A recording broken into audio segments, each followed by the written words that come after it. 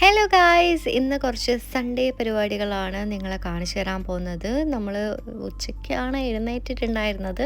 എന്നിട്ട് നേരെ നമ്മളിതാ പുറത്തേക്ക് പോയിട്ട് ഭക്ഷണം കഴിക്കാമെന്ന് വിചാരിച്ചു. കോഴിക്കോടൻ കിസ എന്ന് പറഞ്ഞിട്ടുള്ള റെസ്റ്റോറൻറ്റിലാണ് നമ്മൾ വന്നിരിക്കുന്നത്. നമ്മൾ സ്ഥിരമായിട്ട് ഭക്ഷണം കഴിക്കാൻ വരുന്ന ഒരു റെസ്റ്റോറൻ്റാണിത്.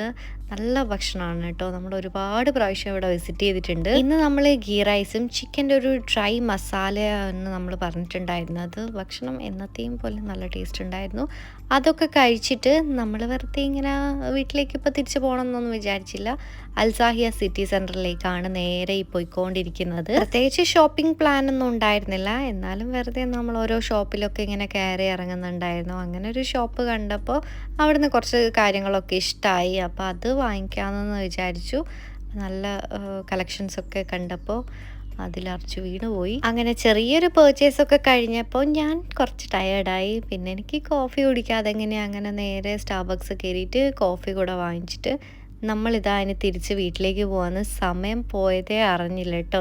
രാത്രി ആയിട്ടുണ്ടായിരുന്നു. വീക്കെൻഡ് ആയതുകൊണ്ട് നല്ല തിരക്കും ഉണ്ടായിരുന്നു. പിന്നെ ഞാൻ വാങ്ങിച്ച എന്തൊക്കെയാണെന്ന് കാണിച്ചു തരണ്ടേ. ഈ അടുത്തിടെയായിട്ട് ബാത്ത് ആൻഡ് ബോഡി വർക്ക്സിലെ ഫ്രേഗ്രൻസ് മിസ്റ്റും ലോഷൻസ് ഒക്കെ എനിക്ക് ഭയങ്കര ഇഷ്ടമാണ് കേട്ടോ. അപ്പോൾ ഇന്ന് ഞാൻ 3 വേറെ വാങ്ങിച്ചിട്ടുണ്ടായിരുന്നു. ഞാൻ ഒരുമിച്ച് എല്ലാത്തിൻ്റെയും ഒരു ഡീറ്റെയിൽഡ് ആയിട്ടുള്ള ഒരു വീഡിയോ എനിക്ക് ചെയ്യണമെന്നുണ്ട്. അത് ഞാൻ ആസ് സൂൺ ആസ് പോസിബിൾ ചെയ്യുന്നതാണ്. ഓരോന്നൊക്കെ ഞാൻ ട്രൈ ചെയ്യുന്നുണ്ട്. എന്നിട്ട് അതിൻ്റെ ഡീറ്റെയിൽ ആയിട്ടുള്ള വീഡിയോ എന്തായാലും ചെയ്യാം. പിന്നെ നേരെ പോയിട്ട് സ്കിൻ കെയർ ചെയ്യാണ്. മേക്കപ്പ് ഒക്കെ റിമൂവ് ചെയ്തു.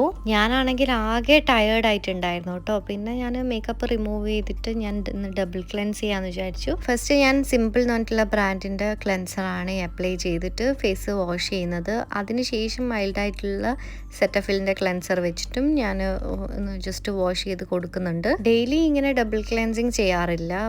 വൺസ് ഇൻ എ വൈലൊക്കെ ചെയ്യും. ഇപ്പം എന്തെങ്കിലും നല്ല മേക്കപ്പ് ഒക്കെ ഇട്ടിട്ടുണ്ടെങ്കിലൊക്കെ ഡബിൾ ക്ലെൻസ് ചെയ്യുന്നത് നല്ലതാണ്. പിന്നെ ഞാൻ അപ്ലൈ ചെയ്യുന്നത് എൻ്റെ വൺ ഓഫ് മൈ ഫേവറേറ്റ് മോയ്സ്ചറൈസറാണ് ഡെർമക്കോയുടെ.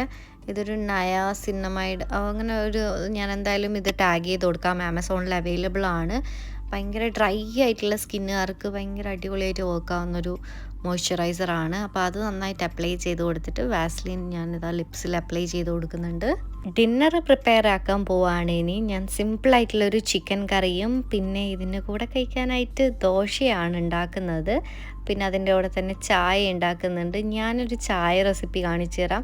ഇങ്ങനെ ആരെങ്കിലും ട്രൈ ആക്കി നോക്കാറുണ്ടോ? ഇത് ട്രൈ ചെയ്തതിന് ശേഷം എനിക്ക് ചായനോടുള്ള ഇഷ്ടം കൂടുതൽ കൂടി. ആദ്യം പാനിൽ പഞ്ചസാര ഇട്ടിട്ട് പിന്നെ ചായപ്പൊടി ഇടുക. എന്നിട്ട് അത് ജസ്റ്റ് കുറച്ച് നേരം ഒന്ന് മിക്സ് ചെയ്ത് ചെറുതായിട്ടൊന്ന് റോസ്റ്റ് ചെയ്യുന്നത് പോലെ എടുത്തിട്ട് ഇതിൻ്റെ കളർ ചേഞ്ച് ആവുന്നതിന് മുന്നേ ആയിട്ട് ഇതിൽ പാല് കൂടെ മിക്സ് ചെയ്യാം.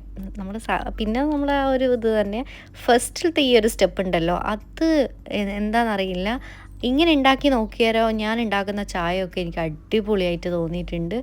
അപ്പോൾ ഇതുവരെ ഇങ്ങനെ ട്രൈ ആക്കിയിട്ടില്ലെങ്കിൽ ഇതൊന്ന് ട്രൈ ചെയ്ത് നോക്കൂ. ഫ്ലെയിം നന്നായിട്ട് കുറച്ച് വെച്ചിട്ട് ഞാൻ ഈ ചായ കുറേ നേരം ഇങ്ങനെ തിളപ്പിച്ചിട്ടാണ് എടുക്കാറ്. അപ്പോൾ അത് നല്ലൊരു ടേസ്റ്റ് അന്നേരം കിട്ടുന്ന പോലെ എനിക്ക് തോന്നിയിട്ടുണ്ട്. അപ്പോൾ എല്ലാം റെഡിയായി. ദോശയും ചിക്കൻ കറിയും ചായയും കൂട്ടി നല്ലോണം ഭക്ഷണം കഴിച്ചതിന് ശേഷം മധുരം കഴിക്കാനൊരു കൊതി. അങ്ങനെ വീട്ടിൽ ബെറ്റി ക്രോക്കറിൻ്റെ ഈ മിക്സ് ഉണ്ടായിരുന്നു. അപ്പോൾ അത് വെച്ചിട്ട് ഞാനൊരു പെട്ടെന്ന് ഒരു ഫഡ്ജ് ബ്രൗണി ഉണ്ടാക്കാമെന്ന് വിചാരിച്ചു. അപ്പം അതൊക്കെ മിക്സ് ചെയ്ത് പെട്ടെന്ന് തന്നെ സെറ്റാക്കി. മുന്നേ ഞാനിത് ട്രൈ ആക്കിയിട്ടുണ്ട് കേട്ടോ.